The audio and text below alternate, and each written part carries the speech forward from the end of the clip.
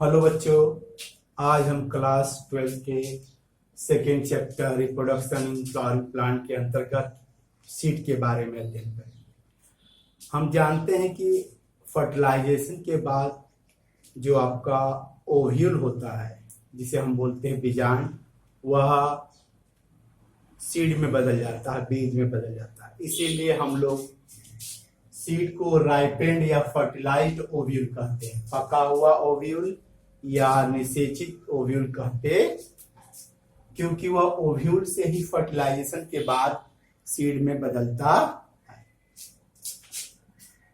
Seed जो होता है सेक्सुअल रिप्रोडक्शन का फाइनल प्रोडक्ट है। सेक्सुअल रिप्रोडक्शन जब हो जाता है तो वही सीड कहलाता है। क्या? सेक्सुअल रिप्रोडक्शन का फाइनल प्रोडक्ट।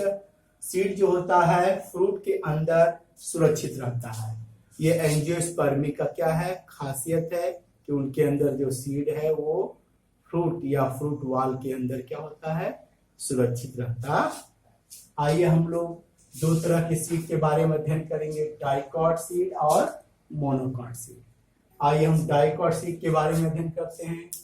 सबसे पहले हम देखेंगे क्या कि कोई भी डाइकॉट सीड है उसके ऊपर पाया जाता है सीड कोट पाया जाता है। क्या पाया जाता है? सीड। डाइकॉट में सीड कोट जो होता है वो दो परत में बटा होता है, दो लेयर में।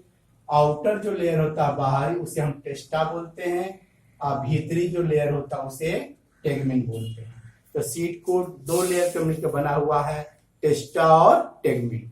टेस्टा आपका आउटर लेयर है, जबकि टेगमेन इनर लेयर होता है। सीड कोट के ऊपर एक उभार टाइप का स्ट्रक्चर होता है, उभार होता है, उसे हाइलम बोलते हैं। इसी हाइलम से यह जो सीड है फ्रूट से जुड़ा होता है। सीड के ऊपर पोर पाया जाता है, छिद्र पाया जाता है, जो माइक्रोपाइल बीजांड द्वार को रिप्रेजेंट करता है। आइए दूसरा चीज देखते हैं। डाइकॉट सीड में कॉटिलिडेन होता है। इसका मुख्य कार्य क्या होता है? Store the food. ठीक है, इसका मुख्य कार्य क्या है? फूड को स्टोर करना होता है। ये दो तरह के होते हैं, नंबर के हिसाब से एक यदि होगा तो उस तरह के सीड को मोनोकॉट बोलेंगे। जब कॉटिलिडेन की संख्या 2 होगी तो उन्हें हम बोलते हैं डाइकॉट सीड बोलते हैं। ये नॉन एल्बुमिनस जो सीड होते हैं जिनके अंदर एंडोस्पर्म नहीं पाया जाता है, उनमें जो कॉटिलिडेन होते हैं वो कुछ मोटे हो जाते हैं, फूड को स्टोर करते हैं कि सीडलिंग जब बनेगा सीड से तो उस समय वो भोजन प्रदान करते हैं। आइए अब एम्ब्रियो के बारे में देखते हैं। सीड के अंदर सीड का मुख्य कार्य है ही है क्या? एम्ब्रियो को सुरक्षा प्रदान करना होता है। एम्ब्रियो जो होता है के अंदर एम्ब्रियोनिक एक्सिस होता है। ये एम्ब्रियोनिक एक्सिस ये आपका क्या है? कॉटिलिडेन है, दो होते हैं। ये एम्ब्रियोनिक एक्सिस है, इसी को एम्ब्रियो बोल सकते हैं। ये आपका ऊपर वाला भाग है प्लूम्यूल है, और नीचे वाला जो भाग होता है रेडिकल। हम पहले बता चुके हैं एम्ब्रियोनिक एक्सिस का वह भाग जो कॉटिलिडेन के ऊपर होता है प्लूम्यूल हो गया, जो नीचे होता है उसे रेडिकल। यही जाकर के आगे स्टेम में बनाएगा, जिसे सूट बोलते हैं, सूट में बदल जाएगा, जबकि ये आपका रूट में बदल। हमने पहला स्टडी किया seed coat, cotyledon, embryo of endosperm. किसी किसी सीड में एंडोस्पर्म पाया जाता है, किसी किसी में नहीं पाया जाता। एंडोस्पर्म ट्रिप्लॉइड होता है, ट्रिपल फ्यूजन के बाद बनता है। इनका मुख्य कार्य क्या है? पोषण देना। एम्ब्रियो को जर्मिनेशन के समय उनको एनर्जी के रूप में पोषण देना होता है। ये न्यूट्रिटिव होते हैं। ये दो तरह के हो सकते हैं, नॉन एल्बुमिनस और एल्बुमिनस। नॉन एल्बुमिनस में एंडोस्पर्म नहीं पाया जाता है, एंडोस्पर्म एब्सेंट होता है, क्योंकि एम्ब्रियो बनते ही समय क्या होता है, यहाँ का एंडोस्पर्म यूटिलाइज हो जाता है। जब एंडोस्पर्म यूटिलाइज हो जाता है तो फूड के स्टोरेज के लिए कुछ संरचना चाहिए, तो वहां पे कॉटिलिडेन होता है, बीजपत्र जो मोटा होता है। इनका मुख्य कार्य क्या है? फूड को स्टोर करना होता है। जब ये सीड जर्मिनेट करेगा ये फूड के रूप में उनको एनर्जी देगा। दूसरा है एल्बुमिनस सीड। एल्बुमिनस सीड में एंडोस्पर्म पाया जाता है और वो क्या है, एम्ब्रियो को पोषण देता है। उस दौरान जिसमें आपका एंडोस्पर्म पाया जाता है, कार्टिलेजन जो होता है वो लीफ लाइक पतला होता है। यहाँ पे ये फूड स्टोरेज काम नहीं करते हैं क्योंकि एंडोस्पर्म ही क्या है, वहाँ फूड स्टोरेज के काम करते। इसके अलावा आपके एनसीईआरटी में दिया है पेरिस्पर्म। कभी कभी आफ्टर फर्टिलाइजेशन न्यूक्लियस जो होता है, बीजांड काय जो होता है, जो बीज के उस ओव्यूल के अंदर पाया जाता है, वो कभी कभी पाया जाता है, तो उस चीज को हम बोलते हैं पेरिस्पर्म। जब न्यूक्लियस क्या होता है, लेयर के रूप, पतली लेयर के रूप में पाया जाएगा, तो उस चीज को हम बोलते हैं पेरिस्पर्म। ये कहाँ पाया जाएगा, ब्लैक पेपर में और सुगर बीट में ये पाया। एनसीईआरटी में दिया गया ये मोस्ट इंपॉर्टेंट टॉपिक है कि पेरिस्पर्म क्या है, तो बोलेंगे परसिस्टेंट न्यूक्लियस, बचा हुआ क्या है, बीजांड का।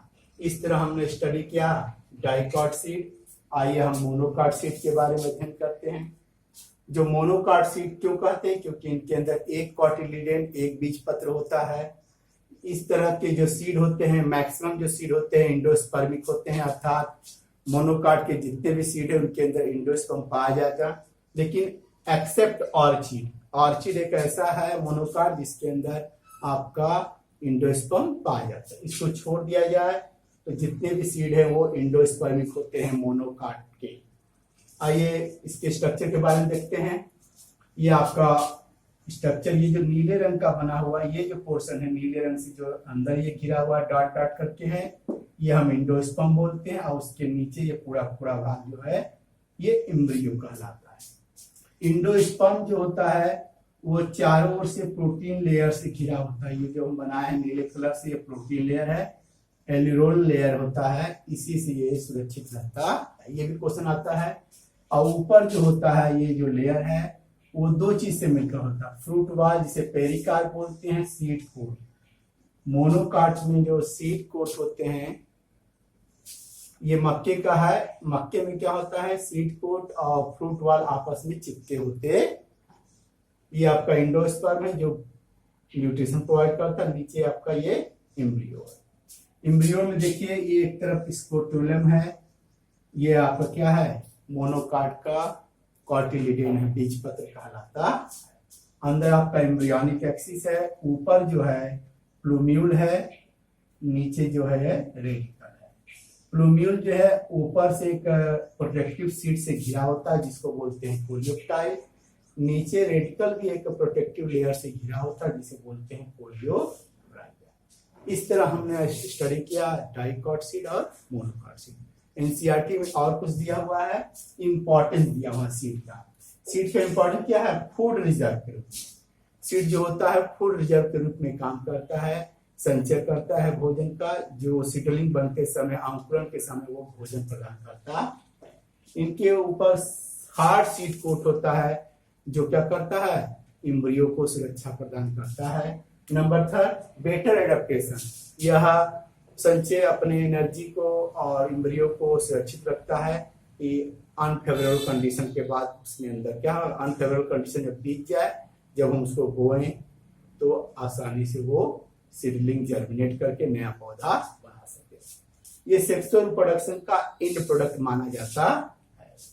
ये एग्रीकल्चर का बेसिस है, आधार है। एग्रीकल्चर इसी सीड के ऊपर डिपेंड होता है। ये लोग सीड को संचय करते हैं, हर साल वो क्या करते हैं, उसको बोते हैं और फसल को उगाते हैं।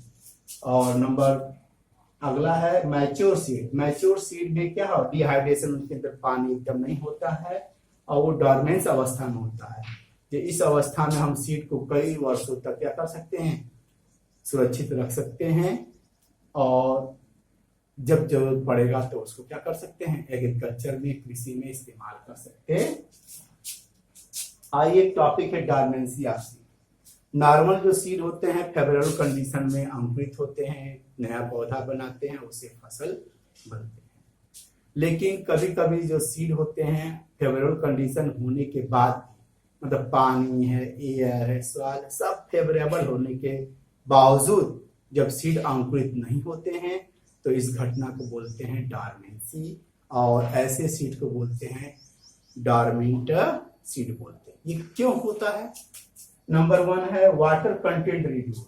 ऐसे सीड में वाटर की मात्रा अत्यधिक कम हो जाती है, तो ये सीड क्या होंगे? डॉर्मेंट अवस्था में चले जाते हैं और फेवरेबल कंडीशन आने के बाद ये जर्मिनेट। नंबर 2 ड्राई होते हैं, इनके अंदर मॉइस्चर 10 से 15% भी हो जाता है, तो ये डॉर्मेंट अवस्था में चले जाएंगे। थर्ड है जब एम्ब्रियो की मेटाबॉलिक एक्टिविटी ज्यादा कम हो जाती है, तब सीड क्या होता है? डॉर्मेंट अवस्था में टूट जाता है। इस तरह हमने अध्ययन किया क्या? Types of seeds, important of seed, dormancy of seed. अगले चैप्टर में हम लोग क्या करेंगे? फ्रूट्स के बारे में स्टडी करेंगे। धन्यवाद।